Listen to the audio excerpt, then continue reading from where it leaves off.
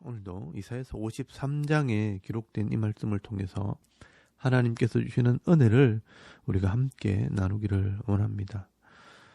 여러분, 이 이사야서 53장 말씀에는 이 모든 죄인들을 구원하기 위해 이 대신 고난받으실 이 고난받는 메시아에 대한 예언의 말씀이 기록이 되어 있습니다.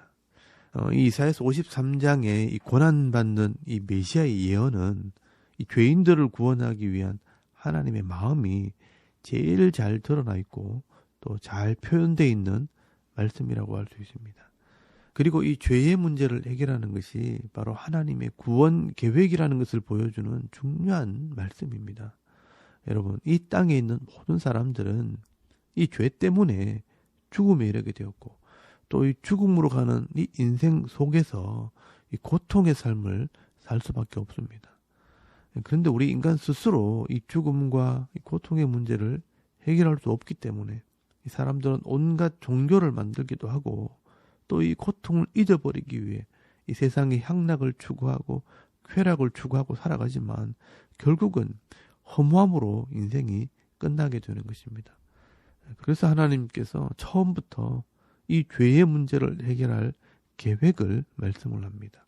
여러분, 창세기 3장 15절 말씀에 보시면 여자의 후손이 뱀의 머리를 상하게 할 것이라 라고 말씀하시므로 이 사탄의 권세를 깨뜨리고 이 죄의 문제를 해결함으로 모든 인류를 구원할 계획을 선포하셨습니다.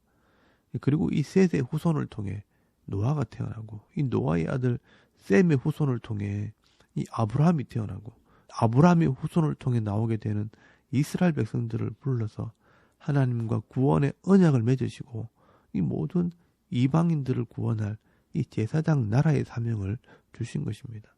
그런데 이 이스라엘 백성들이 이 가나안 땅, 이 세상의 죄악을 상징하는 가나안 땅에 들어가서 이방 나라들을 구원하는 것이 아니라 도리어 이 이방의 신들을 섬기며 제사장 나라의 사명을 잃어버리게 된 것입니다. 그래서 하나님께서 이 이스라엘 백성들을 바벨론의 포로로 잡아가서 정결하게 하시고 다시 이 제사장의 사명을 감당하게 하기 위해 포로에서 돌아오게 하시는 것입니다. 그래서 여러분, 이 포로 귀환 시대 이 에스라스를 보면 다윗의 후손인 스룹바벨을 통해 성전을 다시 건축을 하고 이 스룹바벨의 후손을 통해 이 예수 그리스도를 이 땅에 보내심으로 모든 인류를 구원하시는 이 메시아 사역을 감당하게 하시는 것입니다. 그리고 여러분, 오늘 본문에 이 메시아는 어떤 모습으로 이 땅에 오시고 또 어떤 사역을 감당하게 되는지 이 하나님의 구원 계획을 미리 예언을 하고 있는 것입니다. 그럼 먼저 이사야서 53장 2절 말씀에 보시면 이 메시아의 모습에 대해서 설명을 합니다. 그는 주 앞에서 자라나기를 연한 순 같고 마른 땅에 나온 뿌리, 줄기 같아서 고운 모양도 없고 풍채도 없은즉 우리가 보기에 허무할 만한 아름다운 것이 없도다라고 말씀을 합니다. 여러분, 이 예수님의 출생은 여자의 후손들입니다. 그래서 이 족보가 나온 것입니다. 이 여자의 후손들이 이 세상에 힘 있는 이 강대한 나라들에 비하면 보잘것없는 집안이었습니다. 그래서 이 마른 땅에 나온 연한 줄기 같은 모양입니다. 그리고 외모나 이 겉모습이 아름답지도 못하고 허무할 만한 아름다운 것도 없다라고 말씀을 합니다. 이 당시에 로마의 황제나 유대의 제사장들이나 바리새인들 같은 이런 지도자들에 비해서 화려하지도 않다는 것을 말씀을 하고 있는 것입니다.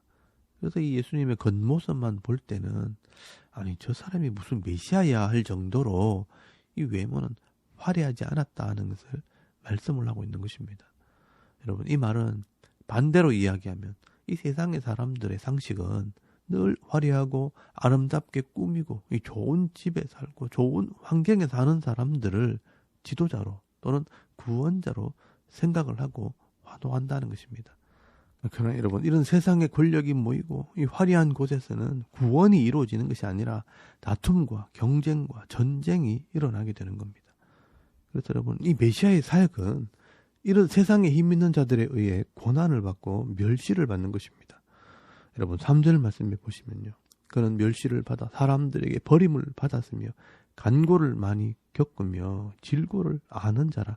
마치 사람들이 그에게 얼굴을 가리는 것 같이 멸시를 당하였고 우리도 그를 귀히 여기지 아니하였도다라고 말씀을 합니다. 그러나 여러분, 세상 사람들은요, 예수님께서 고난을 당하고 멸시를 당할 때 이 자기의 죄 때문에 벌을 받는다고 생각을 하게 된다고 말씀을 합니다. 그런데 여러분, 그게 바로 하나님의 계획이었습니다. 예수님은 죄 없는 몸으로 이 땅에 오셔서 우리의 죄를 대신 지시고 그 죄의 값을 지불하는 것이었다는 것입니다.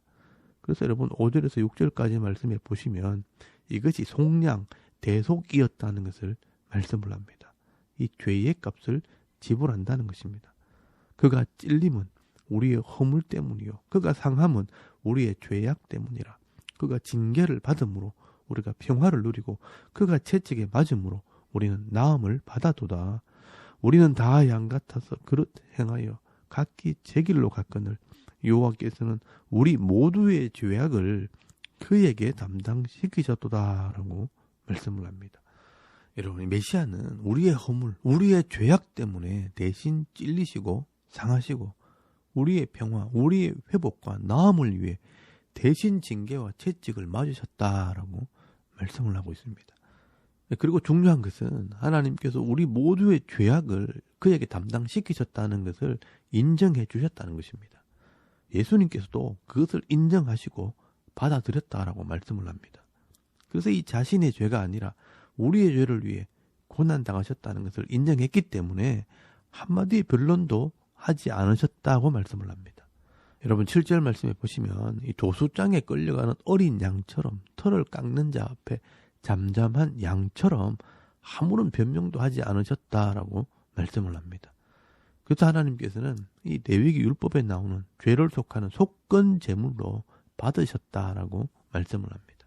여러분, 10절 말씀에 보시면요, 여호와께서 그에게 상함을 받게 하시기를 원하사 질고를 당하게 하셨은즉 그의 영혼을 속건 제물로 드리기에 이르면 그가 씨를 보게 되며 그의 날은 길 것이요 또 그의 손으로 여호와께서 기뻐하시는 뜻을 성취하리로다라고 말씀을 합니다. 여러분, 이 속건 제물은요, 성물을 범했을 때 하나님께 드리는 제사입니다. 이렇게 속건제를 드리게 될 때 거룩하게 구별되어지는 것입니다. 여러분, 예수님께서는요, 이 더러워진 자기 백성들을 위해 속건 제물이 되심으로 이 모든 죄인들을 거룩한 백성으로 구별하신 것입니다. 그리고 마지막으로 12절 말씀에 보시면요, 예수님께서 자기를 죽여 많은 영혼들을 구원하기를 원하셨고요, 또 그들을 위해 기도했다라고 말씀을 하고 있습니다. 그러므로 내가 그에게 존귀한 자와 함께 몫을 받게 하며 강한 자와 함께 탈취한 것을 나누게 하리니 이는 그가 자기 영혼을 버려 사망에 이르게 하며 범죄자 중 하나로 헤아림을 받았음이니라. 그러나 그가 많은 사람의 죄를 담당하며 범죄자를 위하여 기도하였느니라 라고 말씀을 합니다. 여러분, 예수님께서는 이 죄 없는 몸으로 이 땅에 오셔서 모든 사람들의 이 죄값을 대신 담당하시고 죽으시는 것을 기뻐하셨다. 또 우리를 위해 기도하셨다라고 말씀을 하고 있습니다. 여러분, 사실은 이 마음이 바로 하나님의 마음입니다. 그래서 이 사도 요한은 이 하나님의 마음을 사랑이라고 표현을 하고 있는 것입니다. 그래서 여러분, 요한일서 4장 9절 말씀에 보시면요, 하나님의 사랑을 깨달은 요한이 기록을 합니다. 하나님의 사랑이 우리에게 이렇게 나타난 바 되었으니 하나님이 자기의 독생자를 세상에 보내심은 그로 말미암아 우리를 살리려 하심이라. 사랑은 여기 있으니 우리가 하나님을 사랑한 것이 아니요 하나님이 우리를 사랑하사 우리 죄를 속하기 위하여 화목제물로 그 아들을 보내셨습니다. 사랑하는 자들아, 하나님이 이같이 우리를 사랑하셨은즉 우리도 서로 사랑하는 것이 마땅하도다라고 말씀을 하고 있습니다. 여러분, 이것은 태초부터 하나님께서 이 죄인들을 살리기 위한 계획이었고요, 또 이사야 선지자를 통해서 이렇게 말씀으로 기록을 하셨고요, 또 2000년 전에 예수님께서 이 땅에 오셔서 역사 가운데 우리 죄를 위해 대신 죽으심으로 이 하나님의 사랑을 이 땅에 쏟아 부어 주신 것입니다. 여러분, 우리가 이 하나님의 사랑 때문에 결국 이 하나님 앞에 죄 없는 사람으로 인정이 되었고요. 누구든지 이 예수 그리스도의 십자가를 믿는 자들은 하나님의 자녀가 되는 권세를 누릴 뿐 아니라 영원한 이 하나님의 나라에 들어갈 수 있는 자격을 얻게 된 것입니다. 그런데 여러분, 문제는 이 하나님께서 보실 때 그 은혜와 사랑을 받은 사람이라는 것을 어떻게 확인할 수 있는가 하는 것입니다. 우리가 믿었다, 받아들였다고 말하지만 실제 삶 속에서 이 하나님의 사랑이 나타나지 않는다면 그 사람은 하나님의 사랑을 받은 사람이 아니라고 말씀을 합니다. 이 하나님의 사랑을 받은 사람이라면 반드시 그 삶 속에서 이 하나님의 사랑이 드러나야 한다는 것입니다. 그래서 예수님께서 그 삶의 열매로 그들을 알게 될 것이다 라고 말씀하신 것입니다. 여러분, 마태복음 7장 15절에서 19절까지 말씀해 보시면요, 이 거짓 선지자들을 삼가라. 양의 옷을 입고 너희에게 나오나 속에는 노략질하는 일이라. 그들의 열매로 그들을 알지니 가시나무에서 포도를 또는 엉겅퀴에서 무화과를 따겠느냐. 이같이 좋은 나무마다 아름다운 열매를 맺고 못된 나무가 나쁜 열매를 맺나니 좋은 나무가 나쁜 열매를 맺을 수 없고 못된 나무가 아름다운 열매를 맺을 수 없느니라. 아름다운 열매를 맺지 아니하는 나무마다 찍혀 불에 던져지느니라. 이러므로 그들의 열매로 그들을 알리라 라고 말씀을 합니다. 여러분이 가시나무에서 포도를 딸 수 없고요, 이 엉겅퀴 가시나무에서 무화과를 딸 수 없습니다. 좋은 나무는 나쁜 열매를 맺을 수 없고 나쁜 나무는 또 좋은 열매를 맺을 수 없습니다. 그래서 그 열매를 보면 그 나무를 알 수 있는 것입니다. 배가 나오면 배나무고 사과가 나오면 사과나무인 것입니다. 그러므로 이 하나님의 사랑을 아는 자라면 당연히 그 하나님의 사랑이 삶으로 나와야 하는 것입니다. 여러분, 우리가 이 예수님의 십자가를 믿고 하나님의 사랑을 받은 사람이 되었다면 이 땅에서 하나님의 사랑을 보여줘야 하는 것입니다. 그러므로 나를 위해서 사는 것이 아니라 이 하나님 말씀을 따라서 하나님을 위해, 이웃을 위해 살아가야 하는 것입니다. 그래서 이 하나님의 말씀이 그대로 이루어지는 것입니다. 하나님께서 주신 율법의 말씀이 하나님 사랑, 이웃 사랑입니다. 결국 말씀을 믿는다는 것과 십자가를 믿는다는 것과 이 하나님의 사랑을 받았다 하는 것은 같은 것입니다. 자기 욕심을 채우고 자기 유익을 위해서 살아가는 것이 아니라 예수님처럼 하나님 말씀을 순종하고 이웃을 사랑하는 삶을 살아갈 때 우리는 이 땅에서 하나님 백성으로 은혜와 복을 받아 누리겠지만 죽어서도요, 영원한 천국, 이 하나님 나라에 들어가게 되는 것입니다. 여러분, 오늘 이 이사야서 53장에 기록된 이 메시아의 사역을 보면서 하나님의 사랑을 여러분 깨달을 수 있기를 바랍니다. 그리고 그 하나님의 사랑을 받은 자로서 하나님을 사랑하고 이웃을 사랑하는 삶을 살아갈 수 있는 저와 여러분의 이런 영적인 삶의 모습이 되실 수 있기를 주의 이름으로 축원합니다. 아멘. 우리 잠깐 기도드리겠습니다. 오늘도 하나님을 사랑하고 이웃을 사랑하는 거룩한 성도의 삶을 살게 하옵소서. 또 나라와 민족을 위해 이 섬기는 교회와 가정과 자녀들을 위해서 기도하시고요.